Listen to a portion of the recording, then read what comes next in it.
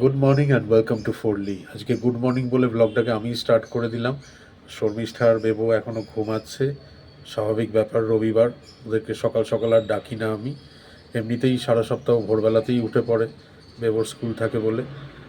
সেই জন্যে স্যাটারডে সানডেটা ওদেরকে আর সকাল সকাল ডাকি না। আমার উপায় নেই, আমার এমনিতেই এমন ভোর রাত্রে উঠে উঠে অভ্যাস হয়ে গেছে। যদিও বা ফোনে অ্যালার্ম দিয়ে শুই, কিন্তু অ্যালার্ম বাজার আগেই আমি উঠে পড়ি, এমন অভ্যাস হয়ে গেছে আমার এখন। তো ছুটির দিনেও আমার দেরি করে ওঠা হচ্ছেও, সেটা হচ্ছে ওই 7:30, 7:30টার ভেতরে আমি উঠে পড়বই, যতই ছুটির দিন হোক। মানে এটাই, মানে অভ্যাসটা এমনই হয়ে গেছে আমার। তো এই শর্মিষ্ঠার বেবু উঠুক, আমি ততক্ষণ গতকালের ব্লগটাকে এডিট করছি। তারপরে নিজেদের টাইম মতন উঠুক, একসাথে তারপরে চা খাওয়া এগুলো তো থাকবেই, তোমরা দেখতেই পাবে। কালকে তো একেবারে মানে চূড়ান্ত রকমের বৃষ্টি হয়েছে। তো বৃষ্টি হওয়াতে গাছগুলো আমার ভীষণ আরাম পেয়েছে, পাতাগুলো একেবারে তরতাজা হয়ে গেছে একটু বৃষ্টির জল পেতেই। এই যে, আর সাথে সাথে একটা নীলকণ্ঠ ফুলও গতকালও একটা ফুটেছিল, আজও একটা ফুল এসছে, যেটা দেখে মনে হচ্ছে কালকে পুরো মানে ভালোভাবে ফুটবে। ভালোই হবে, সোমবার নীলকণ্ঠ ফুল কালকে দেওয়া যাবে ঠাকুরকে। আর যেটা হয়েছে বৃষ্টিতে, সেটা হচ্ছে আমার বারান্দাটায় পুরো মাটি মাটি হয়ে গেছে। এই যে, পুরো মাটি মাটি হয়ে গেছে, এটা একটু সাফ সাফাই করতে হবে আজকে। তবে গাছগুলো কিন্তু ভীষণ একেবারে পাতাগুলো তরতাজা হয়ে গেছে বৃষ্টির জল পেয়ে। সকালের চা।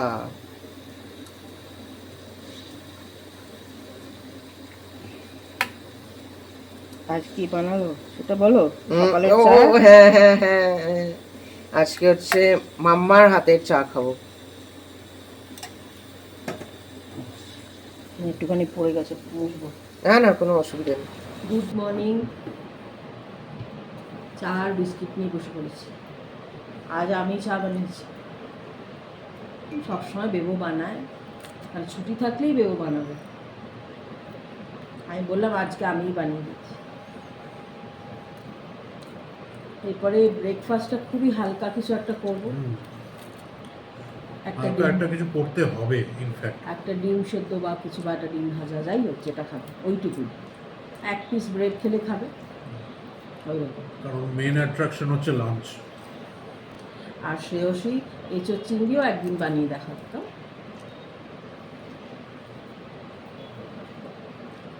এর সময় পেলে কালার করবো, নয়তো কাল করবো।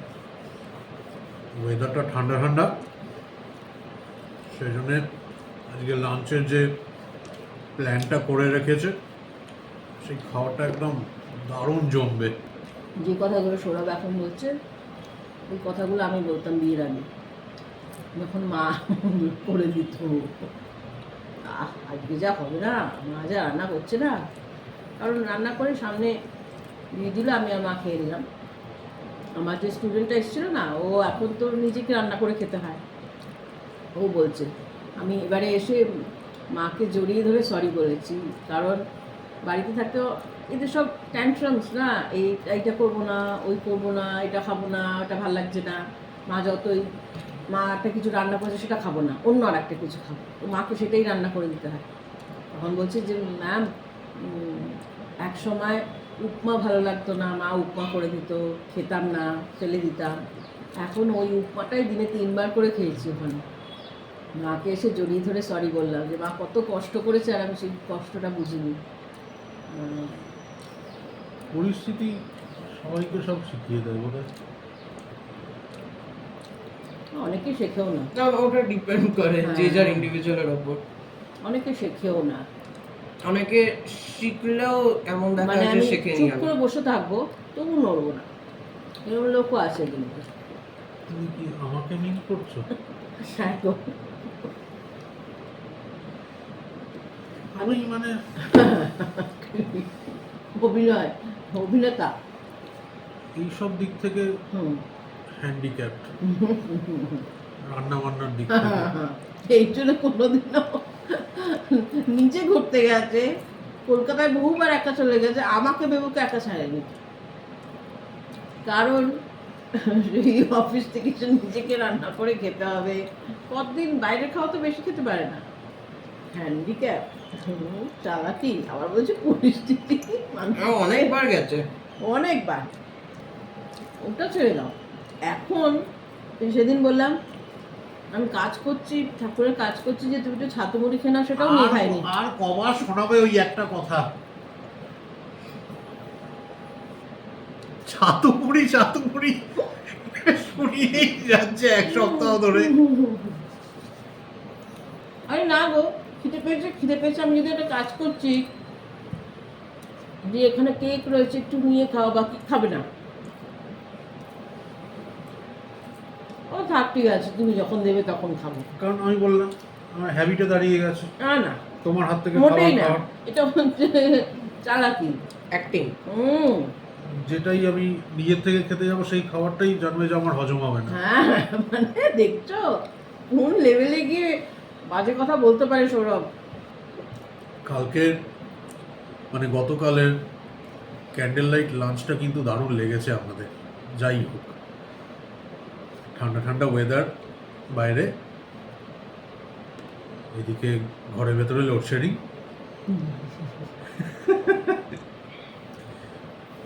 যত মোমবাতি আছে বাড়িতে সব জ্বালিয়ে খেতে বসেছিলাম। বহুদিন বহু রাত কেটেছে আমাদের ছোটবেলায়। কলকাতায় তখন লোডশেডিং হলে কোনো ওরে নেই, বাবা, সারা রাত এলো না। সন্ধ্যেবেলায় চলে গেল, সারা রাত এলো না, সকালবেলায় এলো।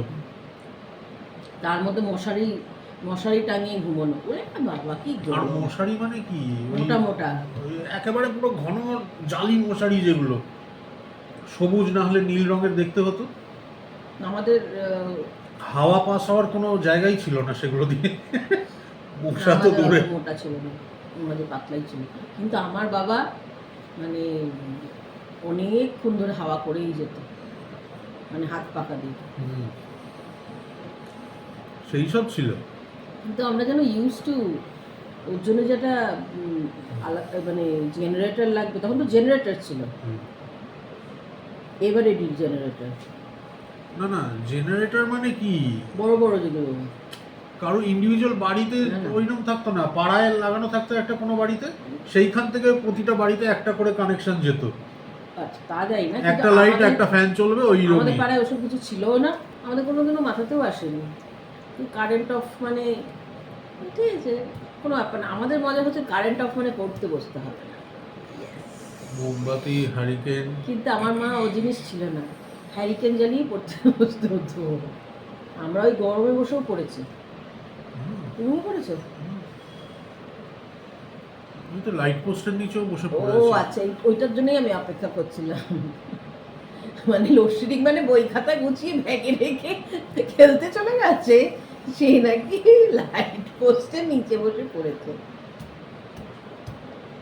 বিবেকানন্দ, এই কি যেন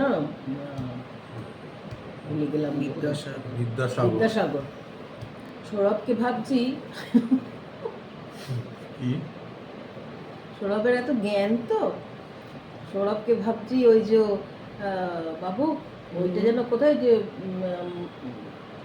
বিবেকানন্দের যে এটা রয়েছে, সেদিন দেখলাম আমরা কন্যাকুমারী, বিবেকানন্দ রক। হ্যাঁ বিবেকানন্দ রক, কন্যাকুমারী তো ওটা। সৌরভকে ভাবছি ওখানে পাঠাবো, ধ্যান করবে।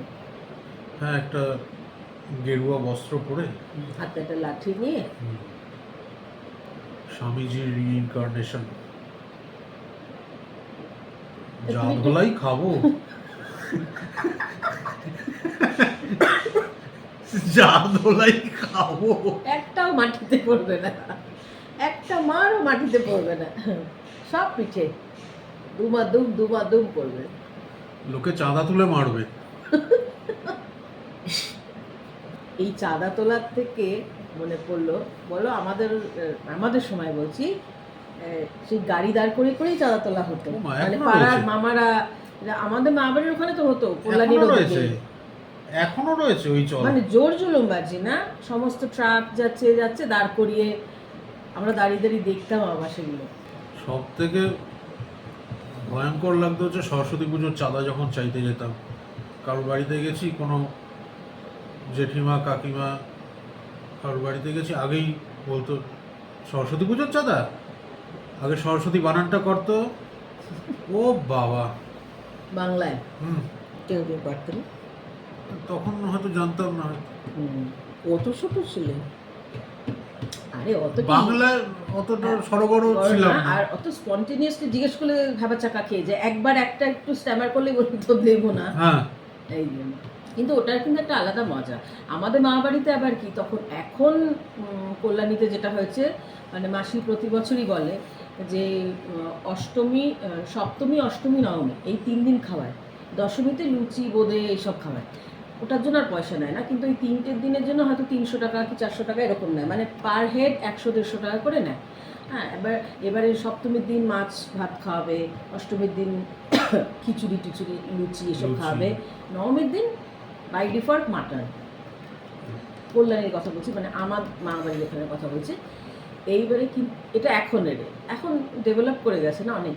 আমাদের সময় দেখতাম প্রতিটা প্যান্ডেলে, মানে প্রতিটা ওই মাঠেতে একটা একটা করে পুজো, আমরা তো সব পায়ে হেঁটেই ঠাকুর দেখতাম। ওইখানেই একটা ওই বড় ডোঙা বলে না, হুম, ওতে করে খিচুড়ি রাখতো, আর খিচুড়ি। শাল পাতা, ছোট ছোট নৌকো। বাটি, নৌকো যাই হোক, আর ছোট ছোট শাল পাতা। ওতে মানে তুমি ঠাকুর দেখে বেরোচ্ছ, তোমার চাইতে হবে না, এমনি তোমায় দিয়ে দিচ্ছে। আর গরম খিচুড়ি, ওতে শুধু আলু হয়তো দিয়েছে, কোনো সময় ফুলকপি দেয় যদি পাওয়া যায়, নয়তো দিত না, কিছুই না, সেরকম কিছুই নেই, কিন্তু আলুটা থাকবে।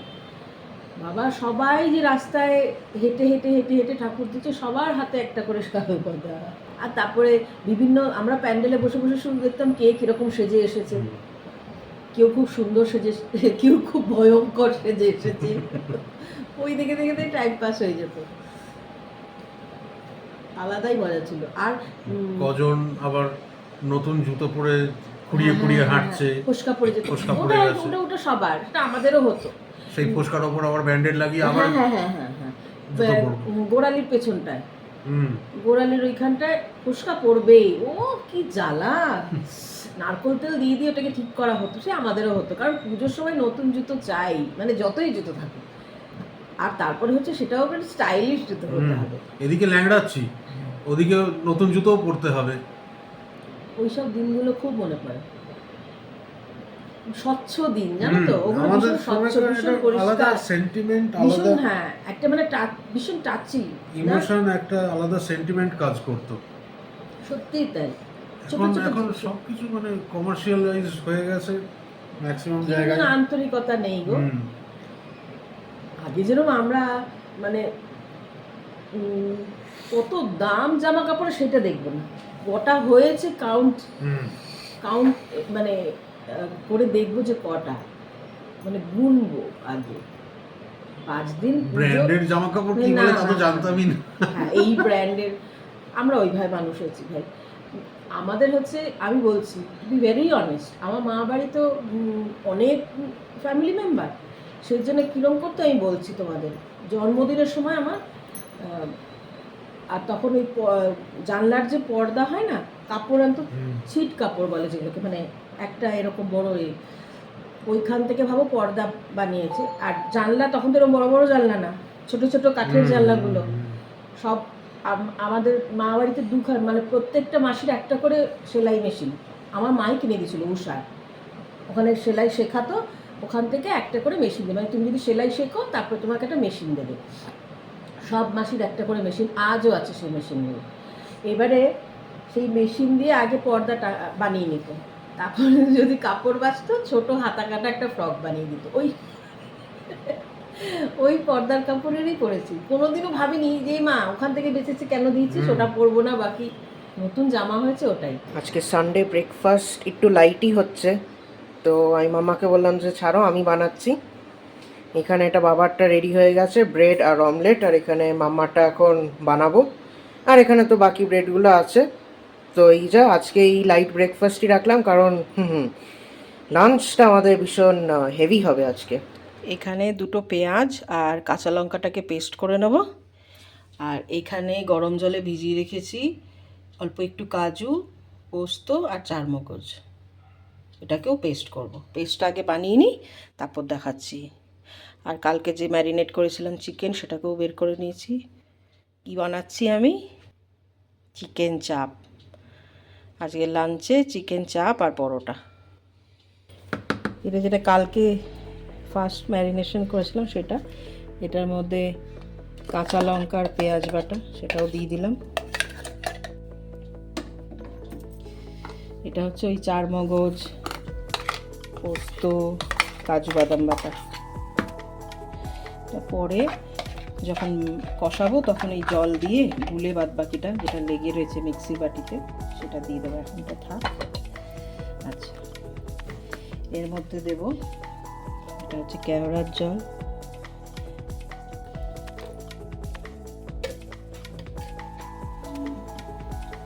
গোলাপ জল, রোজ ওয়াটার আর মিঠা আতর। এইবারে এটাকে ভালো করে, এবারে কিন্তু হাত দিয়েই এটাকে ভালো করে হাত দিয়ে মিক্স করতে হবে।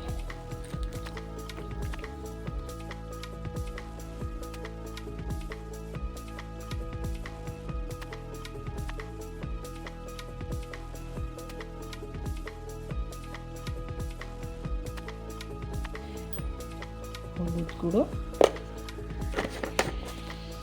লঙ্কা গুঁড়ো। লঙ্কা গুঁড়োটা আমি কাঁচা লঙ্কা দিয়েছি, এটা তো খুব ঝাল ঝাল হবে না। আর একটু দিই, অনেকটা গ্রেভি। এবারে এটাকে 10-15 মিনিটের মতন রেখে দেবো।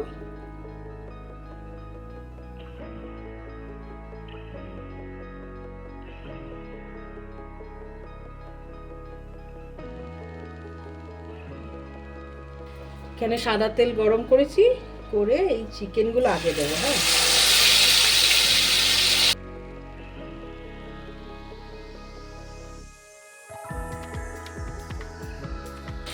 আগে চিকেনগুলো একটুখানি ভাজা ভাজা করে নেবো, তারপরে চিকেনগুলো তুলে আবার একটুখানি গ্রেভিটা ভাজা ভাজা করব, করে আবার চিকেনগুলো দিয়ে মানে ফাইনালে করবো। আচ্ছা, এটার মধ্যে না আমি বলেছি কিনা আমার খেয়াল নেই, লঙ্কা গুঁড়ো, হলুদ গুঁড়ো আর একটুখানি কিন্তু গরম মশলাও দিয়েছি। তোমরা চাইলে বিরিয়ানি মশলাও দিতে পারো, বা গরম মশলা যেটার মধ্যে জয়িত্রী, জায়ফল দেওয়া থাকে না, ওই গরম মশলাটা দিলেও হবে। আমার গরম মশলাটা ওই রকমই, শাহি গরম মশলা যেটা। হ্যাঁ, সেই জন্য এবার একটুখানি চাপা দিয়ে দেবো গ্যাসের ফ্লেমটাকে। আমার এটা ফ্লেমটা অনেকটাই কম, সেই জন্য আমি বাড়িয়ে দিচ্ছি, মানে মিডিয়ামেই রাখছি, একদম ফুল ফ্লেম করছি না।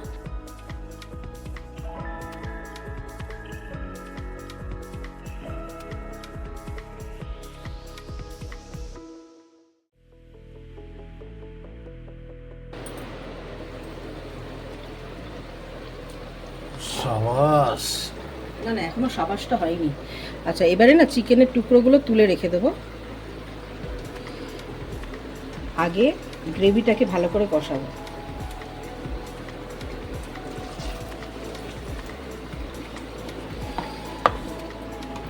এখান থেকে একটা তুলে খেয়ে নিতে ইচ্ছে করছে। না না, ও আচ্ছা, এটাই গ্রেভি হয়ে যাবে?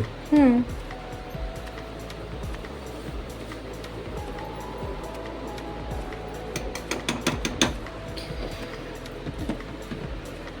এইটার মধ্যে না একটুখানি চিনি দেবো, কারণ আমরা একটু সামান্য মিষ্টি খাই তো চাপটা। আচ্ছা, চিনি দেবো। আর নুনটা আর একবার চেক করে নেব, ঠিক আছে? চেক করে নিয়ে যদি লাগে এখনই দিয়ে দেবো। এটা এখন হবে। আমি এতে ঘিটি কিছু দিইনি, তোমরা চাইলে তেলের মধ্যে একটু ঘিও দিতে পারো, আমি দেবো না, এমনি ঠিক আছে। এমনি দইয়ের থেকে যে তেলটা হ্যাঁ, বেরিয়েছে, দইয়ের থেকেই তেল বেরোচ্ছে, কারণ আমি কিন্তু খুবই অল্প তেল দিয়েছি, দইয়ের থেকে তেল আরও বেরোবে। এটা এখন ভাজা ভাজা করব, একটু সামান্য ভাজা ভাজা হয়ে গেলে আর সামান্য আরেকটুখানি কেওড়ার জল দেবো যদি লাগে, যদি দেখি গন্ধটা একটু কম আসছে, শুধু কেওড়ার জল আর সামান্য গোলাপ জল। মিঠা তো রান্না, একটু যখন হালকা ভাজা ভাজা হয়ে আসবে তখন আবার চিকেনগুলো এতে দিয়ে দেবো। উপরে তেলটা অনেকটাই ভেসে এসেছে, এইবারে চিকেনগুলো আবারও দেবো, দিয়ে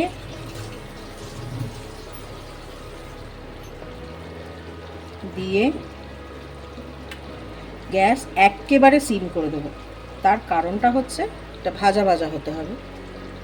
আমরা জানি চাপ যতটা ভাজা ভাজা হবে তত খেতে ভালো হবে। নুন মিষ্টি এখন সব ঠিক আছে, আর কিছু অ্যাড করতে হবে না। আমরা খুব বেশি গন্ধ অতটা স্ট্রং ফ্লেভার পছন্দ করি না, সেই জন্য আর গোলাপ জল বা এসব কিছু দিলাম না। যেটা দিয়েছিলাম ম্যারিনেশনের সময় যথেষ্ট। এবারে এটাকে শুধু এখন একদম সিম করে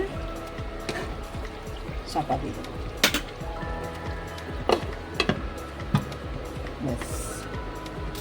এখানে পরোটাগুলো ভেজে নিচ্ছি, আর এখানে দেখো এটা আবার যখন মানে খাওয়ার আগে তো আর একটু গরম বসাবো, তখন আবার তেলগুলো বেরিয়ে আসবে। আমি তো ঘিটি দিইনি, এই জন্য এত বেশি, দেখছো খুব বেশি তেল না, বলো।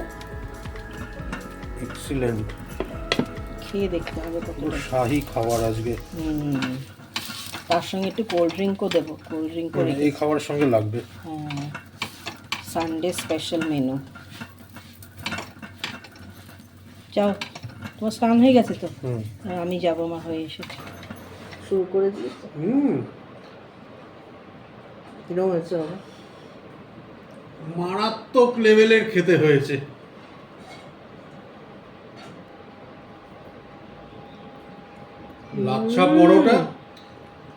লাচ্ছা পরোটা তার সাথে চিকেন চাপ, ও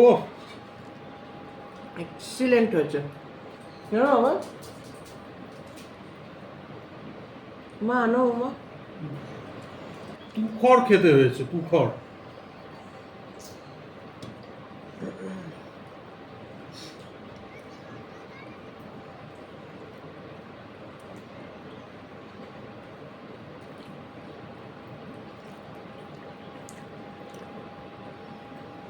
এটা যে কোনো রেস্টুরেন্টকেও হার মানিয়ে দেবে।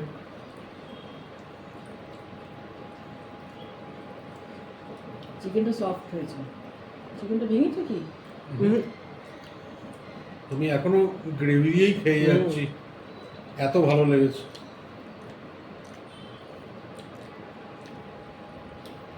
বেশ সফট হয়েছে। কারেক্ট।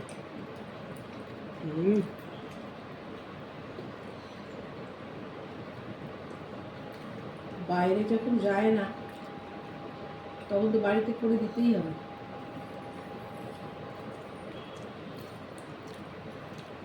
বাড়িতে যা পাই বাইরে যেতে লাগে না আমাদের। ওকে বললাম স্যালাড দেবো, কিনা তো খাবে না। স্যালাড খেলে এর যে ফ্লেভারটা, এর যে টেস্টটা নষ্ট হয়ে যায়। পেঁয়াজ কিচ্ছু লাগবে না।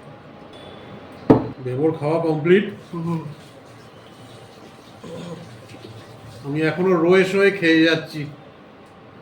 পুরো শাহী খাবার খেলাম আজকে। মামার খাওয়াও হয়ে গেছে। হ্যাঁ, শর্মিষ্ঠার খাওয়াও শেষ। আমি বসিয়ে কষিয়ে এনজয় করে করে খাচ্ছি জিনিসটাকে। এই খাবারের মানে চাপের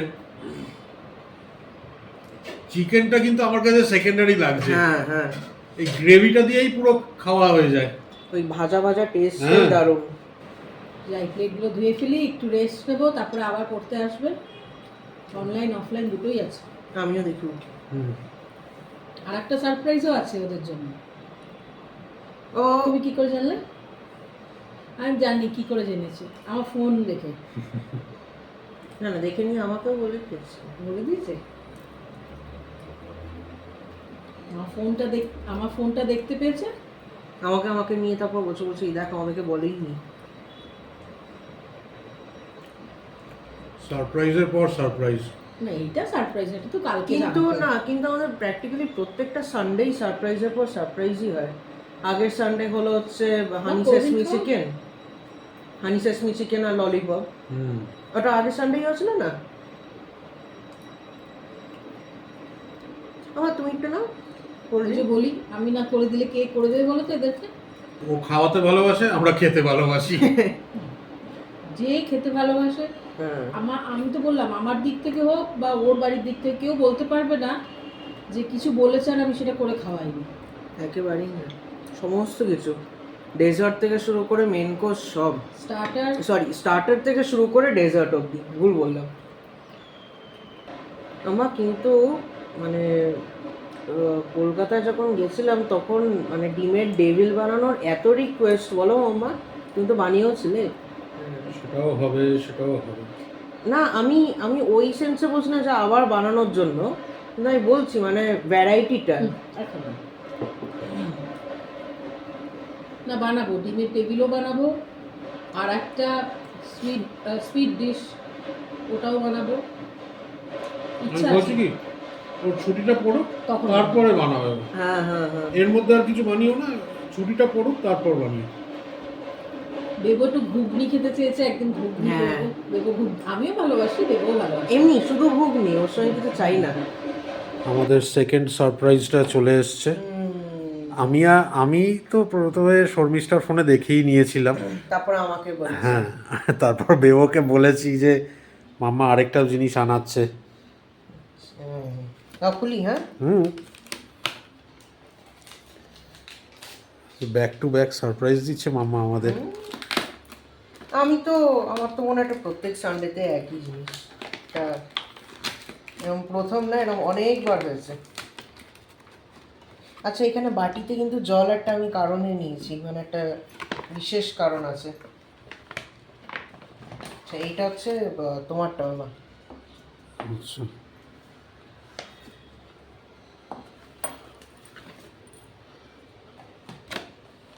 বরাবর একই ফ্লেভার খাই। হ্যাঁ একটা আমার আইসক্রিম আছে, বাট আইসক্রিমটা খুলে দেখতে হবে। এই যে আমার বরাবর এটাই। এবার হচ্ছে যেই কারণটার জন্য আমি জলের বাটিটা এনেছি। সেটা কি দিয়েছে এবারে? হ্যাঁ হ্যাঁ এইভাবে ক্রিম স্টোন দেয় সবসময়। এইবারেই দেখতে পাবে ম্যাজিক। ও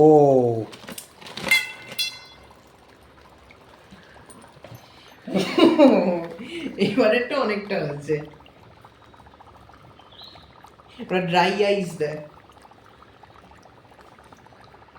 কি ব্যাপক লাগছে দেখতে। হ্যাঁ তোমার কি ফ্লেভার? একই আমার আমার আমার বাটারস্কচ? না না, হট চকলেট পাওয়া যায় এই যে। আচ্ছা, চকলেট সস ওইখানে। তোমার তুমি না? একটা থেকেই নেবো, এইটা তুলে রাখবো ফ্রিজে, আগের বারও বলেছিলাম। আচ্ছা এগুলো ভালো থাকে। আমার না ওটা না, ওটা বেশি গরম।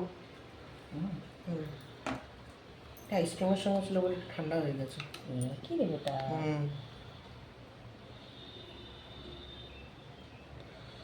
ও এটা আমরা ব্রিগেডে খেতাম, মনে আছে? প্রচুর খেয়েছি। ব্রিগেডে একটা দোকান ছিল, হ্যাঁ, আমেরিকান কর্নার, তার নিচে দোকানটা ছিল, তাই না গো? প্রচুর খেয়েছি, প্রচুর। তখন 30 টাকা নিত, হ্যাঁ 30-40 টাকা এরকম নিত, প্লাস্টিকের গ্লাসে করে হ্যাঁ। দিত। আর এইগুলো তো কাজু বাদাম দিয়েছে, ওরা ওই এমনি Peanut দিত। পিনাট ক্রাশ করে ওপরে দিত। আমাদের ডিনার কমপ্লিট। বেবো কালকের স্কুলের বই গোছাচ্ছে। হয়েও গেছে। আচ্ছা, হয়েও গেছে। ব্যাগে ছাতাটা কিন্তু মনে করে ঢোকাতে হবে। এই এবার শুতে যাব। কাল আবার দেখা হচ্ছে তোমাদের সাথে। কাল সোমবার, আরেকটা নতুন সপ্তাহ শুরু হচ্ছে। সকলের যেন সারা সপ্তাহ খুব ভালোভাবে কাটে, এই কামনা করে আজকের ব্লগটাকে এখানেই এন্ড করছি। সবাই খুব ভালো থেকো, সুস্থ থেকো, আর দেখতে থাকো ফোরলি, সঙ্গে থাকো ফোরলি। Good night.